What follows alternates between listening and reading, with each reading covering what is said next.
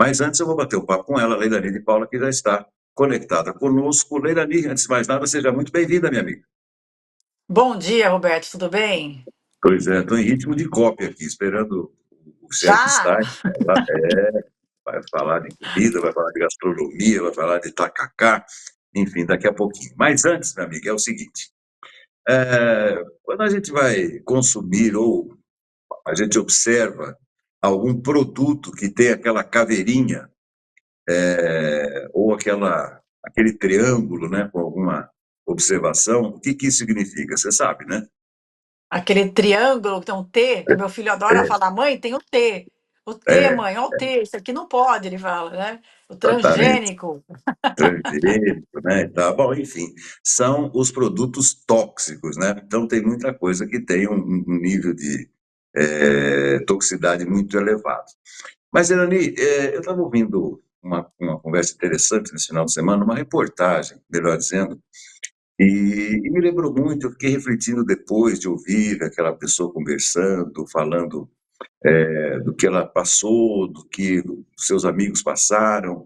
Então, eu queria que você falasse como é que a gente consegue identificar, principalmente, personagens que vão circundando as nossas vidas, mas que têm um elevado grau de toxicidade, ou seja, pessoas tóxicas. Como é que a gente identifica e como é que a gente lida com isso, Leilani?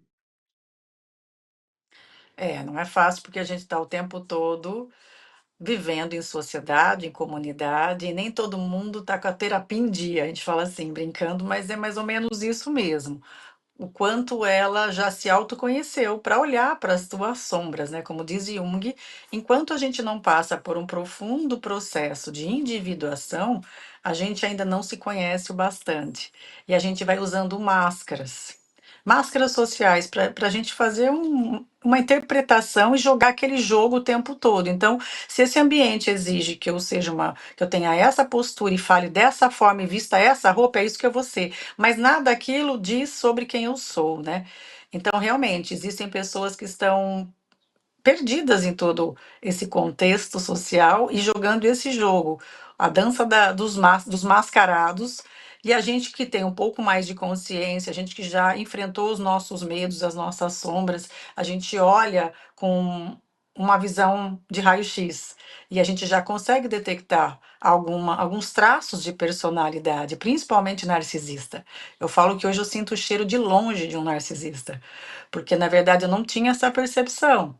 Mas ao passo que você convive com algumas pessoas com esse distúrbio mesmo psicológico, esse transtorno psicológico, você acaba que você vai adquirindo algumas percepções e vai se protegendo desse tipo de gente que facilmente está no seu ambiente de trabalho, facilmente está na sua família. Então, você começa a identificar e você vai precisar se afastar de algumas pessoas. E muitas vezes você tem uma mãe narcisista, um pai narcisista, um irmão narcisista, né? E são pessoas altamente tóxicas, porque elas manipulam, elas jogam um jogo que a gente fala que é um jogo perverso, de manipulação, e é tudo muito sutil. É muito. Se você não tem essa percepção, você cai nos laços, porque realmente é muito envolvente. E a hora que você vê, você está adoecendo, está drenando muito a sua energia, você está fazendo muito pelo outro. E não consegue estabelecer esse limite na relação, que é das bandeiras mais vermelhas que eu falo, o momento que você não consegue estabelecer essa fronteira para que você possa se sentir seguro e possa dizer não sem se sentir ofendido e culpado, então você já está adoecendo, você já está numa relação que não é o dar e receber em equilíbrio. E se você começa a ter essa percepção, que eu falo que através do autoconhecimento e através do seu processo de individuação, de saber quem você é, você não consegue ter esse escudo, Roberto, e você se torna um alvo para esse tipo de pessoas. Então, mas aí você fala em escudo, né? Mas também, claro que isso aí tem a ver com a idade, né? Maturidade, coisas que nós já vimos que se tornam repetitivas. Mas olha, eu vou dizer uma coisa para você, eu sou facilmente enganado até hoje, viu? Porque às vezes a gente percebe pessoas que ficam próximas da gente e achando que é por amizade, por interesse assim mas um interesse, digamos assim, simplório de ajudar, de colaborar, de aprender, né? Mas na verdade muita gente fica próximo da gente é para sugar alguma coisa e depois desaparece. Sugar. A gente Exatamente, fala né? que é os vampiros energéticos, né? E São os vampiros energéticos e aquelas pessoas que querem surfar a sua onda, né? Querem montar na tua prancha, querem surfar a tua onda. Quer pegar carona com você, mas não quer pagar o passe, entendeu? Então eu falo que eu aprendi uma coisa que é muito importante. Isso faz parte das leis sistêmicas de Bert Hellinger, que ele fala que os princípios, né, a base desse amor, que é você respeitar o dar e o receber numa relação. É muito importante isso. Então, quando você vê que é uma mão única, só eu estou fazendo e eu não estou recebendo nada, ou então estou só drenando a minha energia, a minha bateria está aqui acabando e não tem uma troca equivalente, eu não tenho um relacionamento saudável e com trocas equivalentes, isso é tóxico. A gente pode observar isso nos casamentos. Se só a mulher está fazendo, ela não tem um marido protetor, provedor, que dê essa base de uma plataforma de segurança familiar, ela vai estar exausta, ela vai ter burnout, ela vai ter síndrome de pânico, ela vai engordar, ela vai ter ansiedade, vai cair numa depressão. Por quê? Porque ela está sendo exaurida na sua vitalidade. Porque ela não tem ninguém por ela. E não é só nos casamentos, é na amizade, é no trabalho. Então, por que que nós estamos hoje? Por que que eu estou à frente da NR1 hoje? Porque existe dentro do ambiente de trabalho ambientes tóxicos, pessoas, mas o ambiente também, o clima da empresa, a atmosfera emocional é tóxica. Então, nós precisamos, e às vezes é tudo muito sutil, viu, Roberto? Mas nós precisamos ter profissionais para avaliar tudo isso. Então, olha como isso é importante, o quanto isso vem adoecendo a gente. Nós temos aí um índice de 50% da população com transtorno mental. Nós somos o primeiro ansiosos no mundo e o quarto em depressão. Então, realmente, nós estamos convivendo com pessoas tóxicas o tempo todo. E como se proteger disso? Nós temos que aumentar o nosso autoconhecimento em relação ao que é uma pessoa quais são os transtornos de personalidade? É muito importante conhecer tudo isso, porque senão a gente se torna vítima disso. Uma pessoa que muito manipuladora, muito mentirosa, ela vai te envolvendo. E aí você quer ajudar, porque a gente tem também uma síndrome da salvadora, aquela síndrome de querer ser é, boazinha, aquela síndrome de querer resolver o problema dos outros, porque enquanto eu estou resolvendo o problema dos outros, eu não olho para o meu. Então, daí você tem aquela coisa, enquanto eu estou sendo útil, eu sou amada, porque foi dessa sim. forma que a gente foi criado. A gente só tinha afeto dos pais se a gente fizesse tudo certinho. Eu desenvolvi um grau muito alto de perfeccionismo porque era uma forma de ser vista, amada e reconhecida e ganhar um elogio. Então, tudo isso são distúrbios. Então, onde tudo começou? Realmente começou na infância, nas nossas primeiras relações, papai e mamãe. Ali começou. E os ambientes tóxicos começam na nossa casa. Então, a partir daquilo é o modelo que a gente vai levando na vida adulta. E muitas vezes a gente tem esse programa já mental de que as relações funcionam dessa forma. Se eu agradar ele, eu vou ganhar algo em troca. Então ali eu sou uma agradadora profissional. E Uhum. ali eu vou atraindo quem? Pessoas oportunistas, Roberto. Porque através da nossa ingenuidade mesmo, é uma certa inocência que a gente tem, mas foi um modelo de relacionamento aprendido desde a infância. Porque era um modo de eu ganhar um afeto da minha mãe, um afeto do meu pai. Mas daí a gente vai se tornando uma pessoa carente. A carência, ela não vai nos blindar, muito pelo contrário. A carência, ela exala um. Eu falo que não é nem. É um odor mesmo, porque a carência chega, ela não cheira bem, né? E é exatamente esse cheiro que o predador vai ser atraído pela sua carência.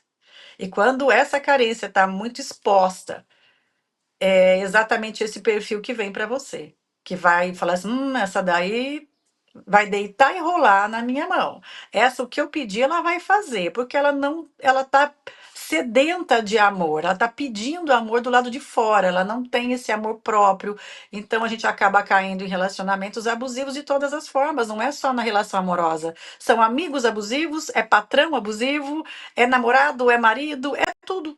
Porque você está carente. Então, a melhor blindagem, Roberto, é você aprender a se auto-amar, a se amar. Porque a hora que você tem amor próprio, eu falo que é a maior blindagem contra pessoas tóxicas e abusadoras. Tá, mas deixa eu te fazer uma outra pergunta. Eu conheço, por exemplo, políticos, jogadores de futebol, né? Bom, enfim, alguns profissionais que sempre utilizam um método, ou seja, nada é feito ou executado sem que a pessoa planeje aquilo lá. É isso que eu quero dizer. As pessoas que agem assim, como você bem disse, ou elas aprenderam a agir assim nas suas próprias casas e têm isso como modelo, ou elas acabam desenvolvendo isso vendo que algumas pessoas se deram melhor na vida porque agiram desta maneira. Então, a gente não tem, né, não tem manual para ser pai, não tem manual para ser mãe, não tem manual para cuidar de filhos, não tem manual para você ter uma boa amizade, para você melhorar, né, as suas conexões. Então, você vai desenvolvendo isso principalmente do ponto de vista comparativo. Então, como é que uma pessoa se torna assim? Ela cria um método, ela se espelha em alguém que se deu bem, assim, o espertão da vez, e ela fala, ó, eu vou por esse atalho que será melhor. Sim, ela pode modelar. A gente fala sobre isso, sobre modelar alguém. A gente, às vezes, hoje tem muitos experts aí na rede social e a gente modela. O que ele está fazendo que está dando certo? Como ele fala, como ele se veste. E às vezes a gente pode modelar as estratégias que ele teve para chegar lá, mas sem perder a sua autenticidade, a sua individuação, que é muito importante. É quem eu sou, não é copiar alguém. Não é simplesmente sair vestido igual a ele e falar copiar e colar, né? Isso eu perco totalmente a minha identidade. Mas o que eu vejo, onde a gente desanda? Se a gente está modelando alguém, que eu acho positivo modelar uma pessoa, uma personalidade, tirar, extrair dele o néctar daquilo, mas aonde a gente pode se perder? Se a gente não tiver os nossos princípios muito bem estabelecidos. Que eu falo de caráter, princípios, é aquilo que rege a minha vida. Porque passar por cima de qualquer coisa, eu não tenho valores. Quais são os meus valores inegociáveis? A minha fé, a minha espiritualidade, a minha crença, aquilo que me move. Porque tem pessoas, tem que puxar o tapete? Vamos puxar. Tem que passar por cima? Vamos fazer. Então, ele não tem princípios. Princípios não mudam, leis mudam. Então, esse é o problema, aonde a gente pode se perder. Querendo chegar, querendo se comparar com uma pessoa e chegar naquele topo e fazer qualquer coisa para estar lá, custe o que custar. E ali a gente pode se perder, porque ali não é. Eu não tenho um caráter, eu não tenho uma autorresponsabilidade, nem por mim, nem pelo outro. E o que precisar ser feito, eu vou fazer para conquistar o meu objetivo. E daí, isso é perigoso, né, Roberto? E quantas pessoas a gente não conhece que é capaz disso? Mas isso aí é muito perigoso. Essas pessoas, eu digo que a gente tem que tomar muito cuidado. E agora, antes da gente concluir, eu queria inserir também um outro perigo que eu vejo, né? Um perigo maior, inclusive, que diz respeito aos idosos, né? A terceira idade, por exemplo, né? Que são muito mais vulneráveis, inclusive emocionalmente, né? Ou seja, todo idoso ele tem medo de fazer alguma coisa errada. O termo é esse mesmo, ele não quer fazer nada errado. É. Então, por isso que ele dirige mais devagar, por isso que ele anda mais devagar na rua, com medo de cair, por isso que ele pensa antes de falar e tal. Todo idoso tem um compromisso assim. Olha, eu fui bem até agora, não é, né? Não vou pisar na bola agora que eu já aprendi tudo na vida. Mas os idosos ficam vulneráveis, principalmente no entorno familiar, que quer se aproveitar financeiramente, né? Quem já está aposentado, quem construiu um patrimônio. Então, eu acho isso muito triste, Leilani, porque existe um grau de vulnerabilidade muito grande entre os idosos que podem ser influenciados facilmente por pessoas tóxicas. realmente. E às vezes até pelas próprias pessoas da família. Isso é o mais triste, né? É olhar para o idoso como algo que já está prestes a morrer mesmo, né? Ah, não serve mais para ele, ou ele não vai mais precisar disso. E é um momento que eles se tornam realmente totalmente dependentes, eles voltam como uma criança mesmo, dependente de um olhar de alguém para ver se eles não estão fazendo nada de errado que compromete até a própria segurança e a vida daquele idoso. Eles têm uma educação que já não existe mais, né? Do respeito mesmo, foram educados, é uma geração que está extinta já, que eu vejo minha avó de 94 anos, o quanto ela se preocupa com o outro. Ai, mas será que eu posso? Ela fala assim: será que eu posso? Ai, mas isso não vai fazer mal para fulano, ciclano? Então, olha a preocupação, mas vem de uma educação que eu falo que já não existe mais, né? E graças a Deus nós temos aí todo o cuidado com a minha avó e a gente tem um carinho muito grande por ela, é a matriarca da família, mas eu vejo muitas famílias que desprezam o idoso, como se fosse algo que já está velho e já chegou a sua hora, não precisa mais. E tem muita gente cercando ali com os interesses financeiros. E já está até calculando quanto vai ficar para cada um. Nós vemos muito essa preocupação. Ah, eles querem meu dinheiro, né? Eu já vi, Roberto, uma cena de uma amiga da minha avó que ela parou o carro. Olha, muito desagradável ter visto isso. Ela parou o carro, o neto de mais de 20 anos no carro esperando. Ela desceu, nós estávamos olhando pela janela, desceu, ela veio falar com a minha avó. Depois, a hora que nós observamos na janela, ele pegou a bolsa dela e tirou dinheiro da avó enquanto ela Nossa, estava dentro da casa da minha avó. Então eu falo, meu Deus do céu, olha, o próprio neto roubando a avó. é, Então, olha que coisa, né? Então, um desrespeito grande. Então, por isso que os idosos têm medo, porque parece assim, eu não estou valendo mais nada, eles só querem meu dinheiro. Não vê a hora que eu morro. exatamente. Eu escuto muitas pessoas falando isso, é muito triste. Eles não vê a hora que eu morro. É muito triste tudo isso. Então é por isso que eu acho que o idoso fica com medo mesmo, essa insegurança, porque eles têm o dinheiro ainda como uma proteção para a sobrevivência. Quem vai cuidar de Exatamente. mim? E se eu cair no hospital? Eles vão me deixar no asilo? Então, olha, o quanto falta esse acolhimento da família. Então, eu falo, o idoso dá trabalho? Dá, mas o idoso está lúcido? Então, não tem como deixar numa casa de repouso, você tem que cuidar dele. Ele está andando, ele está lúcido. Imagina colocar um idoso lúcido de suas memórias numa casa de repouso enquanto tem familiares que poderiam estar cuidando. Porque eu acho que a melhor condição para o idoso é poder envelhecer e morrer ao lado das pessoas que ele cuidou, que ele gerou aquela família. E não simplesmente agora que eu não tenho mais utilidade, eu vou pro cantinho, no quartinho lá, escondido no fundo da casa. E é muito triste pensar nisso, porque nós vamos envelhecer, né, Roberto? Por isso que eu É, digo, cuidem da saúde para que vocês envelheçam com autonomia. Porque se a gente pensar agora, como eu quero envelhecer? Eu quero envelhecer com autonomia. Eu acredito que quando a gente fica dependendo do outro, a gente está sujeito a muitas coisas que podem ser desagradáveis, né? Então, quanto mais autonomia a gente tiver, Roberto, mais segurança nós teremos. E autonomia é treinar os teus músculos. É você não deixar a sua mente adoecer. É você estar em movimento e não permitir dizer para você: "Ah, agora estou velho, não sirvo mais para nada, ou não consigo aprender algo novo". Então, desafie o teu corpo todos os dias. Aprenda algo novo, faça algo por você, pegue, pegue caminhos novos, né, para criar novas pontes neuronais, novas sinapses, porque já foi comprovado pela neurociência que mesmo na terceira idade, mesmo assim, nós temos a neurogênese e nós temos a neuroplasticidade. O cérebro está vivo. Ele recebe isso com muita gratidão, você fazendo algo novo por você. Então não pare de aprender, não pare de ler. Quer fazer um novo idioma? Faça. Desafie o cérebro em qualquer idade da vida. Nós precisamos fazer isso para que a gente não adoeça mentalmente e não fique entregue mesmo.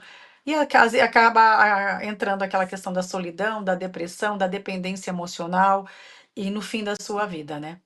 Então, ó, Roberto, eu quero envelhecer correndo, treinando, na é. academia. É esse o meu estilo de vida. É dessa forma que eu prefiro envelhecer. Sabe que ontem aconteceu isso comigo, né? Eu tô aqui em Serra Negra e tava um chuvisqueirinho desde cedo.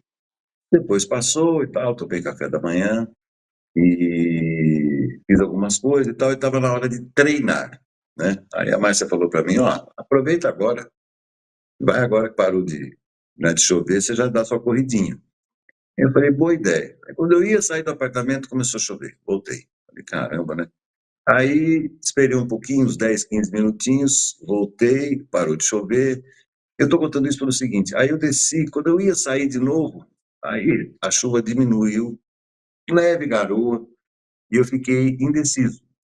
Eu falei, agora, corro, vou ficar aqui na academia do prédio e tal.